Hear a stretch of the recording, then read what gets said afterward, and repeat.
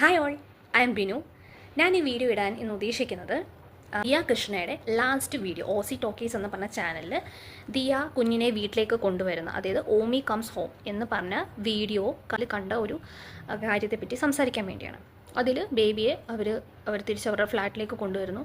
അതിനുശേഷം ആ കുഞ്ഞിനെ ആ വീഡിയോയിൽ സിനിമാ തിയേറ്ററിൽ കൊണ്ടുപോകുന്നതായിട്ട് കാണിക്കുന്നുണ്ട്.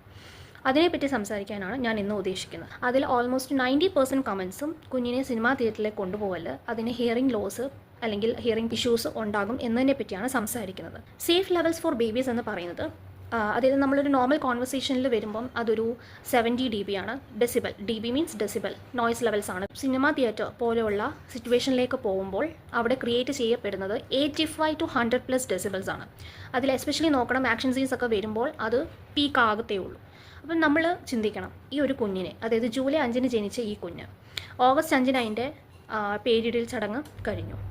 പ്രായമുള്ള ആ കുഞ്ഞിനെയും കൊണ്ട് പോകുമ്പോൾ അതിൻ്റെ ഹെൽത്ത് ഇഷ്യൂസ് ശരിക്കും അത് കൺസിഡർ ചെയ്തിട്ടാണോ? Is it safe to take babies to film theatre especially at this low age? കാര്യം എന്താണെന്ന് വെച്ചാൽ നമ്മുടെ ബേബീസ് എന്തുകൊണ്ട് അത് റിസ്ക് ഫാക്ടർ ഉണ്ടെന്ന് പറയാൻ കാരണം അവരുടെ inner ear cochlea, which is called as cochlea, അത് ഡെവലപ്പിംഗ് സ്റ്റേജ് ആണ്. അത് ഡെവലപ്പ് ചെയ്ത് വരുന്നത് കാരണം ഇത്രയും ഇമൻസ് ആയിട്ടുള്ള അല്ലെങ്കിൽ ഒരു സൗണ്ട്സും കാര്യങ്ങളും അവർ എക്സ്പോസ്ഡ് ആകുമ്പോൾ മേ ബി ഹിയറിംഗ് ലോസ് പോലുള്ള പ്രശ്നങ്ങൾ ഉണ്ടാവാം.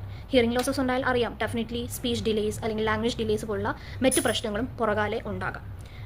ഇപ്പം നിങ്ങൾ വിചാരിക്കും, ഇന്നലെ കൊണ്ടുപോയി കുഴപ്പമില്ല, സോ നെക്സ്റ്റ് ടൈം ഫ്യൂ മന്ത്സൂടെ കഴിയുമ്പോൾ വീണ്ടും കൊണ്ടുപോകാം എന്ന് ചിന്തിക്കുന്നുണ്ടെങ്കിൽ പ്ലീസ് ടു സ്റ്റോപ്പ് ദിസ്.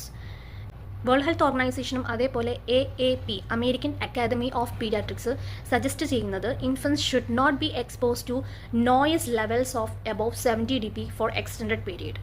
നമ്മളിപ്പോൾ ഒരു ഫിലിമിന് കയറിയാൽ നിയർലി 2.5 hours 3 hours വരുന്ന ഒരു ഫിലിമാണെങ്കിൽ കണ്ടിന്യൂസ് കുഞ്ഞിനെ ആ ഒരു എൻവയോൺമെൻറ്റിൽ ഇരുത്തുമ്പോൾ അതിന് ഹിയറിംഗ് ലോസസ് ഉണ്ടാകാം. ചിലപ്പോൾ നിങ്ങളുടെ കുട്ടിക്കുണ്ടായി കാണത്തില്ലായിരിക്കാം, അല്ലെങ്കിൽ ഉണ്ടാവാതെ ഇരിക്കട്ടെ. നിങ്ങളെല്ലാം എഡ്യൂക്കേറ്റഡ് ആണ്, നിങ്ങൾ രണ്ടുപേരും എഡ്യൂക്കേറ്റഡ് ആണ്, നിങ്ങളുടെ ചുറ്റുമുള്ള ആൾക്കാരും എഡ്യൂക്കേറ്റഡ് ആണ്. നിങ്ങൾക്കത് പറഞ്ഞു തരേണ്ട ആവശ്യമില്ല. ബട്ട് എന്തുകൊണ്ട് ഞാൻ ഈ വീഡിയോ ഇടുന്നു എന്നത് കാരണം, ദിയയുടെ വീഡിയോ കാണുമ്പോൾ അത് കണ്ട് ഇൻസ്പയർഡ് ആയിട്ട് ചെയ്യുന്ന പല കുട്ടികളും ഉണ്ട്.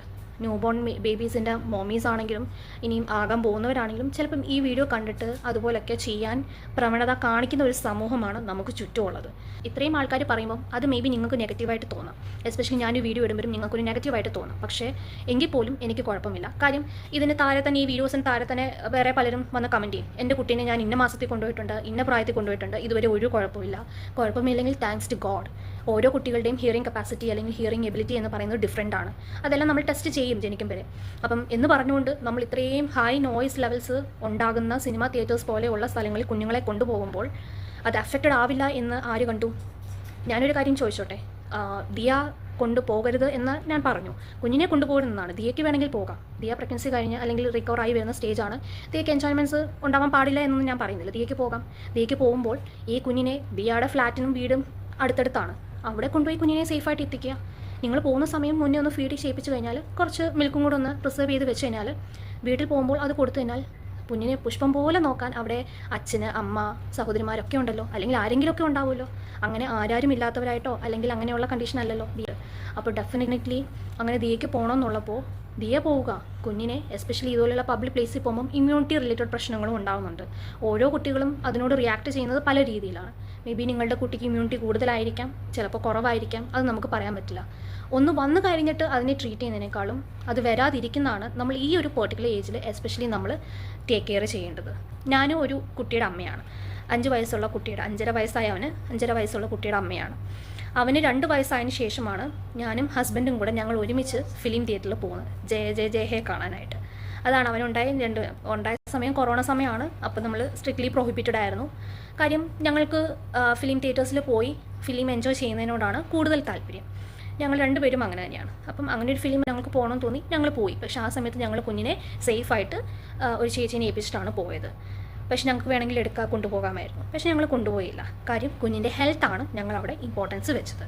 അവൻ 5 year ആയതിനു ശേഷം ഈ മാർച്ചിൽ ആണ് അവൻ്റെ ഫസ്റ്റ് മൂവി അവൻ കാണുന്നത്, L2E. കാണുന്ന സമയത്ത് അവന് കുറച്ചൊരു പേടി. ആദ്യത്തെ അറിയാമല്ലോ, ആ ഒരു വയലൻസ് സീൻസൊക്കെ കണ്ടപ്പം ആളൊന്ന് ഇച്ചിരി ഒന്ന് പേടിച്ചിട്ട് കണ്ണൊക്കെ പൊത്തി പിടിക്കുന്ന പോലൊക്കെ ഒന്ന് കാണിച്ചു. അപ്പം ഒരു സമയം നമ്മളൊന്ന് വിചാരിച്ചു, അയ്യോ ദൈവമേ, കുഞ്ഞിനെ കൊണ്ടുവരണ്ടായിരുന്നു, ഇനി ഇത് റിലേറ്റഡ് ആയിട്ട് എന്തെങ്കിലും അവൻ പേടിക്കുമോ അങ്ങനെ എന്തെങ്കിലും. പക്ഷേ അത് കഴിഞ്ഞ് പിന്നെ അവനൊരു ഫ്ലോ ആയപ്പോഴത്തേന് ഓക്കെ. ആ സമയത്ത് അവൻ ചെവി പൊത്തുന്നുണ്ടായിരുന്നു. അത്രയും സൗണ്ട്. കാര്യം ഹീസ് ആക്ച്വലി ഫസ്റ്റ് ടൈമാണ് അതുമായിട്ട് അവനെ കൊണ്ടുപോകുന്നതും അവൻ അതുമായിട്ട് യൂസ്ഡ് ആവുന്നു. സോ അതുകൊണ്ടുള്ള ഒരു ഫസ്റ്റ് ഇത്. അപ്പോൾ ആ 5 വയസ്സുകാരന് കൈ പൊത്താൻ പറ്റുമായിരുന്നു.